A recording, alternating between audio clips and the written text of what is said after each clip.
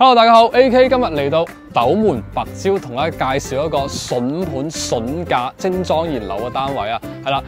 我而家處於咧就係我哋樓盤屋苑樓下過一條馬路嘅呢個黃楊河西堤河邊啦。喺呢度咧已經係現成嘅休閒配套啦，亦都係市政公園嚟嘅。係啦，過江，沿住我哋尖峰橋過去咧，就去到我哋斗門嘅萬達廣場啦。唔想去咁遠，5分鐘可以去到白蕉嘅招商花園城嘅商場。遠少少去翻我哋有摩天輪嘅斗門大信商場，亦都係近在咫尺啫。呢個地段咧，交通衣食住行嚟講咧，非常之方便噶啦，亦都係本地居民啊最熱衷居住嘅一個地方，所以話極具生活氣息啊！而家講緊嘅係2房71萬，係啦，147平方大平層望江景，咁靚嘅江景啊！你估下幾錢？跟住我哋鏡頭等間上到現場實體樓同大家一一介紹。OK， 講到呢度啦，咁其實今日同大家介紹樓盤啦，叫做時代水岸。咁隨住時代地產嘅推出啦，佢回歸翻自己嘅一個攞地商啦，叫做海逸豪庭2期啦，係啦，咁亦都係我哋身後呢個樓盤啦。呢個咧就佢外立面。咁呢個樓盤咧，同大家講講就係，亦都係交樓有一段嘅歷史㗎啦，大概都有7、8年。所以話而家全部係精裝現樓，而家賣嘅點解價錢會咁平咧？係因為咧早期一啲工程底房咧，亦都陸續會攞翻出嚟賣啦。包工頭覺得而家市場冇錢賺啦，攞翻個本都夠皮嘅。OK， 跟住鏡頭一齊上。OK， 我哋而家嚟到7棟啦，亦都係呢一次攞出嚟啲工程房啦，在售嘅呢一棟樣板間咧係13樓嘅，2梯4戶，2個翼位係大單位啦。咁我哋而家比較筍啲嘅單位咧，而家攞出嚟賣嘅咧就係呢個147平方嘅01同02啦，係啦。咁賣嘅咧係02呢邊嘅朝向，示範單位咧係01。鏡頭再俾大家睇下呢個電梯。呢個公區位啦，出到嚟2梯4戶，有一個風雨走廊啦，可以講係啦，呢度係風雨走廊嚟嘅。示範單位喺呢邊，咁賣嘅層數咧就喺呢度嘅，而家13樓，有2樓嘅樓層啦，亦都有19樓同21樓嘅，總高樓層係23樓，即係21樓嚟講咧，亦都唔係頂樓。OK， 我哋睇下呢邊入到嚟呢個展示嘅一個交樓標準啦，除咗軟裝啊、呢啲燈飾啊，同埋呢啲叫做家私家電係冇嘅。咁我哋見到雨膠漆白牆啦，亦都係交樓標準啦。呢啲小天花亦都係會做好嘅，地磚亦都係呢種。呢個147平方咧，係啦。咁佢嘅成個客廳開間啊，係有4.5米嘅，係啦，147平方。呢個客廳咧，俾我感覺咧就係此前同大家介紹過嘉禾城119平方嗰個客廳咧，亦都係有相當之大氣啊。呢個係個大型大 L 型廚房啦，雙冰箱。雙星盤係啦，包括呢啲都係交樓標準3件套，預留咗個雙門冰箱位嘅位置。呢邊會有個生活露台啦，生活露台咧會做個晾曬區或者擺洗衣機嘅。OK， 咁呢度個客廳其實我嘅陽台啦，到門口啦，成個進深落嚟咧係有成13米嘅，係啦，開間係4.5米嘅一個開間啦。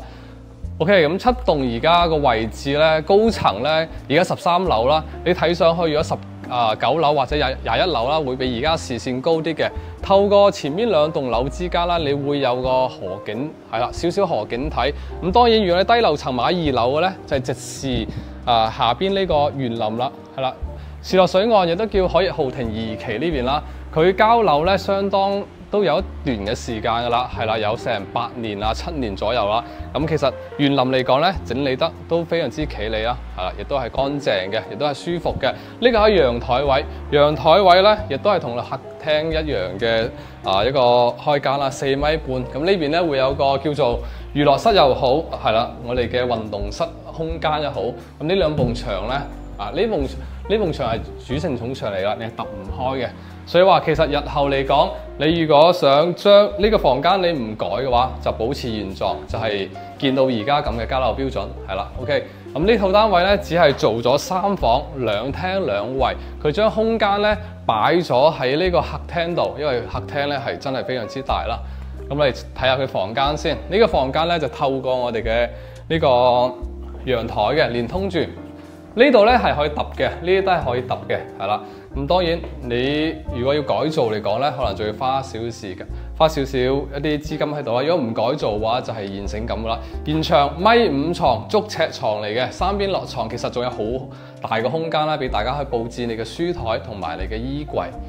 OK， 呢個係一個黑廁啦，係啦，黑廁嗰個玻璃咧，嗰個窗咧打開咧就係我哋生活露台嚟噶啦。呢度咧亦都係一間房啦，嚟講咧係啦，1.5床，3邊落床，衣櫃、梳妝台位完全都冇問題啦。主人房係一個套房設計，係啦，2米床啦，完全冇問題啊。包括呢度仲整咗張懶人沙發啦。咁其實呢個位置咧，包括呢個位咧，你做翻梳妝台、書台嗰邊擺翻衣櫃咧，亦都係夠 OK 嘅。咁呢邊嘅朝向咧，亦都非常之好啦。東南朝向亦都係成個小區7棟啦，位於正中間嘅，亦都係我哋內地所講嘅樓王嘅一個位置啦，係啦。咁而家嘅價錢嚟講咧，亦都係非常之筍嘅。2樓咧110萬，係啦。咁呢個係13樓嘅高度，19樓咧就127萬，係啦。咁我哋去到21樓咧就128萬，就係呢套單位。不過係01，呢度係02，係隔離嗰個位置嚟嘅。咁我哋睇完呢個147平方嘅，帶大家睇個細個單位，係啦。另外在售嘅細職單位咧就係83平方，就呢一套啦。而家係喺3棟嘅7樓704，呢度係2梯6戶，即係2梯6房。呢套單位亦都係在售嘅，呢度完全就係交樓標準嚟啦。呢套7樓嘅單位咧就71萬，8樓嗰套咧高一層就71萬6千。入到嚟咧，佢係2房1衛嘅設計啦，成個客廳開間啦，咁係有成3.8米噶啦。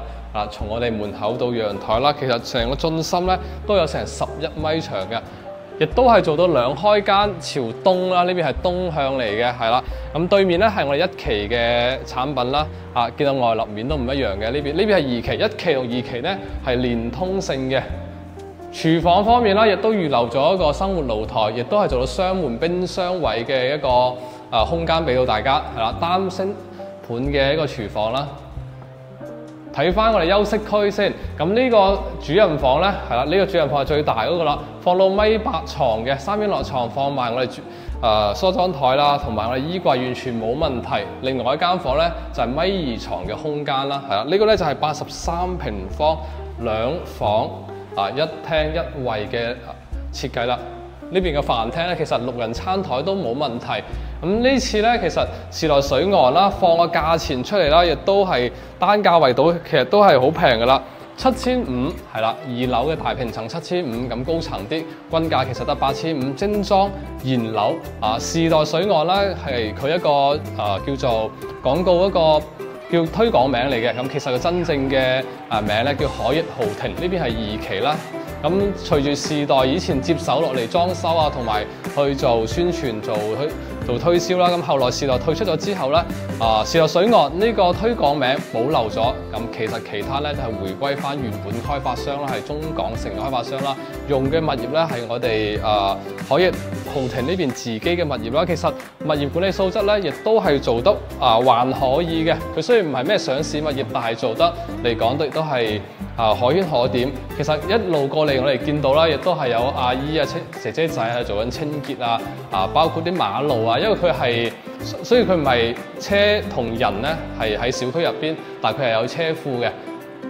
呢種車道啦，亦都係唔雖然話，因為佢已經交落咗一段時間啦，佢就唔至於話經常俾車行咧壓爛晒一路。咁當然啦，可能早幾年壓爛咗，但係最緊要佢係有修補。而家展示到出嚟俾我哋客戶睇嘅就係佢係乾淨企理嘅，佢係冇破爛嘅。咁最後都同大家講就係呢次嘅無論係總價同單價嚟講啊，企喺呢個地段亦都算係最平噶，呢個價錢最筍啦。佢唯一一個唔好處咧，大家其實都見到嘅，147平方先做3房2廳2衛，呢個85平方先做2房，係啦。雖然話都係大2房，可以講變相嚟講，其實佢嘅呢個使用率咧係會相當之低嘅，畢竟係講緊係早10幾年前嘅一啲設計產品，佢嘅使用率咧大概係喺80%度。你計埋陽台計一半面積呢啲計埋飄窗位啊，計埋個生活露台計一半嘅面積，其實你可能都掹緊去到85%啫。呢個使用率擺喺而家嘅市場產品競爭嚟講咧，係比較弱嘅。咁當然完全你係攞嚟自己住，唔考慮其他因素嘅，係啦，只係想衣食住行方便、交通出行方便，其實士林水岸咧係啱大家嘅，可以值得去考慮一下。畢竟呢邊嘅生活氣息咧，亦都係非常之濃郁啦。入住率其實大家可以從鏡頭睇到啊，入住率基本上係去到8成9成嘅啦。OK， 我係 AK，呢次嘅筍盤介紹咧就到呢度，我哋下期再見啦，拜拜。